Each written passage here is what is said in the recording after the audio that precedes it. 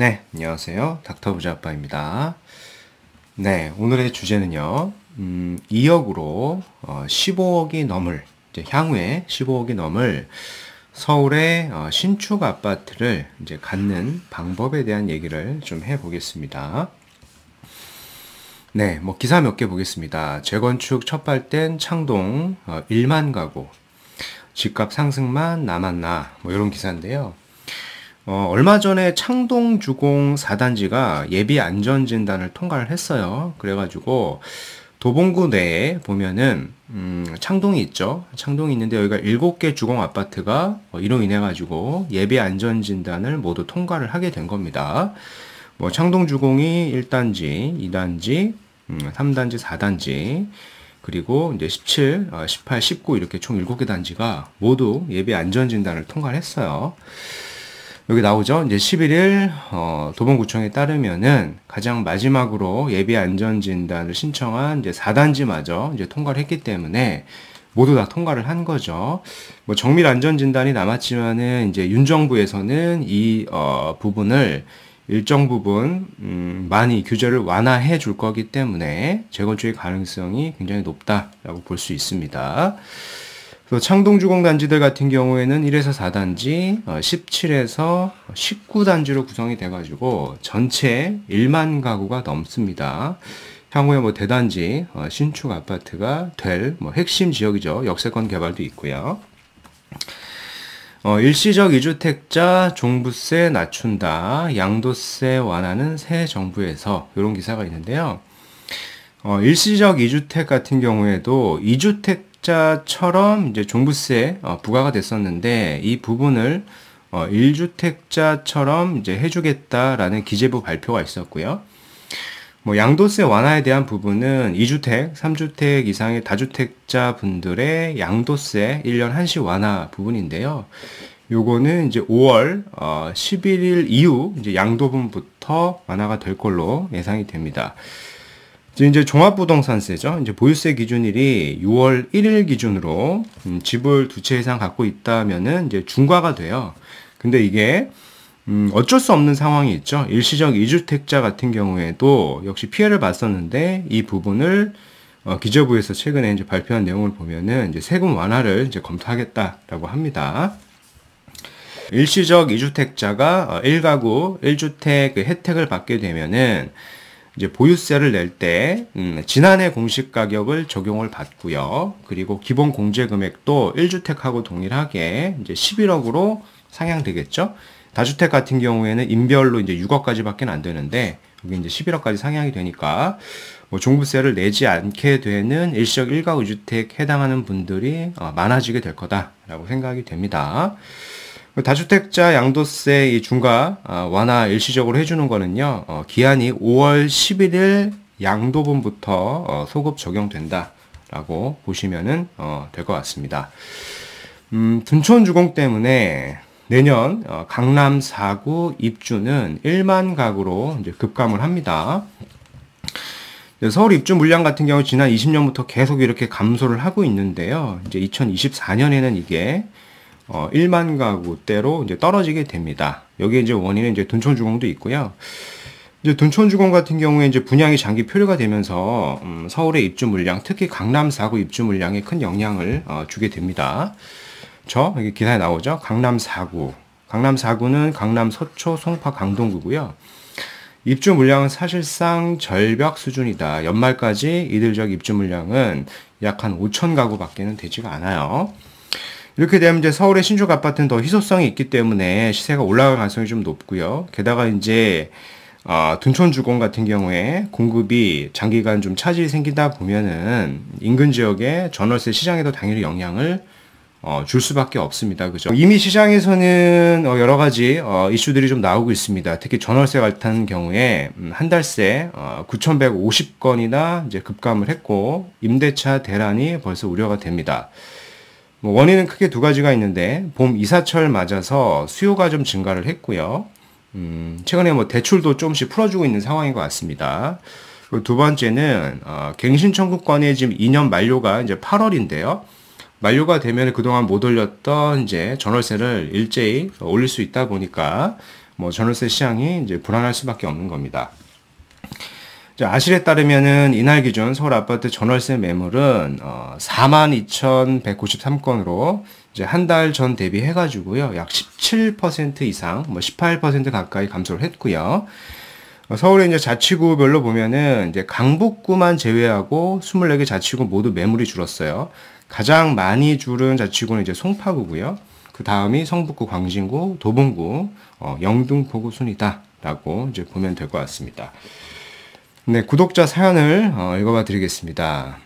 저는 이제 지방에 거주하고 있는 50대 후반 가장입니다. 서울에서 직장을 다니고 있는 자녀가 걱정되어가지고 상담을 대신하여 올려드립니다. 마곡에서 직장을 다니고 있는데 얼마 전 마곡 원룸 오피스텔을 매매한다고 연락 왔습니다. 이제 산다고 연락이 와서 이제 다급하게 이제 연락을 하신 것 같고요. 뭐 이런 곳을 매매해도 앞으로 시세 상승이 가능한지, 현재 자본금은 한 2억 정도 있고 뭐 대출로 한 1, 2억 정도 더 받을 수 있는 것 같습니다. 그래서 최대한 4억 정도 아파트나 혹은 뭐 빌라 같은 것들을 이제 매수하려고 하는 것 같은데요. 이제 답지가 어떻게 보면 좀 정해져 있는 질문이기는 해요. 그래서 뭐 이런 질문을 하시는 분이 좀 많다 보니까 좀 정리를 해서 말씀을 드려보면은 결론은 일단 이겁니다. 마곡의 원룸 오피스텔은 아무리 마곡이 수요가 많다라고 하더라도 시세는 올라가지 않습니다. 아마 원룸의 오피스텔이 뭐 지역에 따라 뭐 물건에 따라 다르겠지만은 매매가 자체가 한 2억 정도 해요. 2억 정도. 현재 2억 정도 하는데 이걸 사게 되면은 10년이 지나도 아마 그대로 2억일 가능성이 높아요. 그렇기 때문에 이런 투자는 당연히 하시면 안 되겠죠. 그래서 저는 이 2억을 가지고 이제 플러스 한 1억에서 2억 정도의 담보대출까지 포함을 해가지고 뭐 10년이 지나면은 이게 그래도 못해도 한 10억이라던가 잘하면 뭐 15억 이상도 갈 수 있는 그런 아파트라던가 재개발 구역을 사는 게 맞다라고 생각이 되기 때문에 요 안으로 저는 말씀을 드려보겠습니다. 지역을 한번 같이 살펴보시죠. 일단 마곡동입니다. 마곡 일대에 뭐 직장을 다니시는 것 같고요. 마곡 일대가 좀 많은 기업체들이 있죠. 뭐 대표적인 게 LG 사이언스 파크도 있고요. 뭐 여러 기업들이 있는데 뭐 여기 이제 직장을 다니시는 것 같고요. 그래서 보신 데가 원룸 오피스텔인 것 같아요. 뭐 정확히 이 단지는 아닐 건데 제가 좀 찾아보니까 이런 단지가 있더라고요. 마곡역에 센트럴 프루지오 시티라고 있습니다. 이게 뭐 한 2억이 채 하지 않는데 보시는 것처럼 이렇게 원룸 타입입니다. 근데 요걸 시세를 보면은 아시겠지만은 2017년경부터 해가지고 21년까지 시세가 오히려 이렇게 하락을 했습니다. 그렇죠? 뭐 잘 아시다시피 17년경부터 21년경에 서울의 아파트는 못해도 2배, 뭐 많이 오른 데는 3배 이상 이렇게 오른 아파트들도 굉장히 많죠. 근데 오피스텔은 오히려 시세가 떨어졌다라는 거고요. 대표적인 이런 원룸형, 시세 차익형이 아니라 수익형 오피스텔의 전형적인 특징이에요. 그래서 이런 것들은 사실 투자성이 전혀 없다 보니까 이런 것들은 절대 매수를 하시면 안 된다라고 말씀을 드리겠고요. 인근 지역을 좀 보시면 될 것 같은데, 마곡 일대에서도 보면은 직장을 뭐 김포에서 다니시는 분도 계시고, 뭐 일산에서 이렇게 다니시는 분도 계십니다. 물론 이렇게 가깝지는 않은데, 뭐 못 다니는 거리는 아니고 충분히 뭐 출퇴근할 수 있는 거리다 보니 뭐 이런 지역들을 보시면 되는데, 저는 이제 앞으로의 어떤 윤정부 시대잖아요. 그래서 그 시대에 맞춰가지고 사실 뭐 일산 일대를 우선해서 보시는 게 좋을 것 같고요. 일산 일대 중에서도 이제 재건축이 가능한 단지가 현재 자본금이 2억이 있고 뭐 대출을 최대 2억까지 받을 수 있다 보니 뭐 4억 내 정도면은 충분히 이제 접근이 가능하잖아요. 그래서 이런 단지들로 첫 번째로 우선해서는 검토를 하시는 게 좋을 것 같고요. 보시는 것처럼 이제 기사가 나오고 있죠. 뭐 분당도 마찬가지고 일산도 아파트값 회복세가 뚜렷하다. 일기 신도시 특별법이 기대가 된다. 그래서 해당 일대 특별법으로 인해 가지고 뭐 종상향도 이루어질 수 있고 여러 가지 재건축 가능성이 높다 보니 뭐 이런 단지들을 거주와 투자로 첫 번째로 검토하시는 게 좋을 것 같고요. 뭐 두 번째는 이제 재개발 지역을 좀 말씀을 드릴 건데 뭐 지역에 국한돼서 말씀을 드리는 건 아니고 뭐 이런 식으로 검토를 하면 된다라고 예시로 좀 말씀을 드리는 겁니다. 여기 일대를 보시면은 신월 7동이 있습니다. 신월 7동. 신월 7동에 가보시면은 1구역이 있고 2구역이 이렇게 있는데 1구역 같은 경우에는 지금 신속통합계획이라서 민간 재개발이고요. 2구역 같은 경우에는 이제 공공이다 보니까 여기는 조금 제외를 하시는 게 좋을 것 같고, 가능하면 여기 신월 7동 일대 1구역을 한번 보시면 좋을 것 같은데, 뭐 나와 있는 매물을 보면은 3억 5천 정도밖에는 하지가 않습니다. 현재 자본금으로 충분히 뭐 거주와 투자로서 매수를 하실 수가 있죠.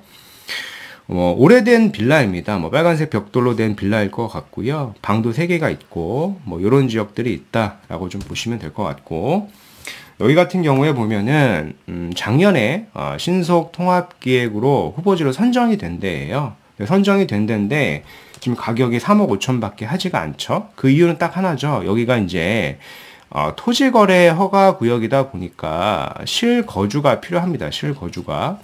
근데 현재 지금 보시면은 직장도 마곡이니까 충분히 내가 실거주를 함으로써 뭐 거주와 투자로 보실 수도 있고요. 뭐 불편하긴 할 거예요. 근데 한 2년 정도만 일단은 거주를 하시고 불편하면은 다시 세를 주고 이사를 가는 한이 있더라도 이런 식으로 한번 이렇게 씨앗을 뿌려놓는 게 저는 좋다라고 생각을 합니다. 향후에 여기가 신축 아파트가 된다라고 하면은 뭐 주변의 시세를 한번 참고해 보면 되는데, 여기가 신월 7동인데요. 바로 아래가 역시 마찬가지로 신월동인데 뭐 목동 센트럴 아이파크라고 이제 이름이 붙어 있는 데가 있어요. 여기 34평 시세가 못해도 한 15억에서 16억 정도 호가를 하니까 더 미래 시점이다 보니 신월 7동 같은 경우에는 시세가 더 올라갈 가능성이 높다라고 생각을 하시고요. 미래에 서울 내 목동 인근의 신축 아파트를 가져갈 수 있는 이런 전략으로 하시는 게, 뭐 마곡일 때 아무리 깨끗한 원룸 오피스텔, 자산가치 상승이 없는 걸 선택하시는 것보다는 당연히 미래를 봤을 때 더 좋은 투자가 될 것이다 라고 정리를 해드리겠습니다. 네, 오늘 말씀드린 내용을 좀 요약을 해보면은 창동 7개 주공아파트 모두 재건축 예비 안전진단 통과로 사업의 속도를 내고 있고요. 일시적 2주택자도 종부세 등 세금 완화를 검토 추진 중에 있습니다. 일시적 2주택에 해당하시는 분들은 참고를 하셔가지고 너무 급하게 매도하실 필요는 없을 수도 있을 것 같습니다. 참고하시고요. 다주택자 양도세 완화는 5월 11일 이후 양도분부터 적용이 되니까 참고를 하시고요. 둔촌주공 분양 장기 표류로 인해 가지고 서울, 특히 강남의 입주 물량이 급감을 하고 있습니다. 이미 서울에 이제 전월세 한 달세 9,150건 급감을 했고요. 뭐 원인은 두 가지죠. 봄 이사철 그리고 갱신 청구권 2년 만료. 이제 8월이면 그렇게 되다 보니까 전월세 시장에도 이제 자극을 주고 있는 그런 상황이다라고 볼 수 있겠습니다. 오늘 이제 사연인데요. 마곡의 직장인 2억으로 원룸 오피스텔 매수 문의 주셨는데, 여기는 매수를 하시면은 10년이 지나도 2억일 거기 때문에 매수를 절대 하지 마시고, 저는 일산에 재건축이 예상이 되는 단지를 첫 번째, 그리고 두 번째는 내가 재개발 예정지에도 실거주를 할 수 있다라고 하면은 토지거래 허가 구역 내 재개발 예정지로 보시는 게 자산을 2배, 3배, 많게는 4배까지도 높일 수 있는 빠른 기간 안에 좋은 방법이 될 것이다 라고 말씀을 드려보겠습니다. 네, 오늘 준비한 영상은 여기까지고요. 제 영상이 좀 도움이 되셨으면 구독하기, 좋아요, 알림 설정까지 부탁드리겠습니다. 이상 닥터부자아빠였습니다. 감사합니다.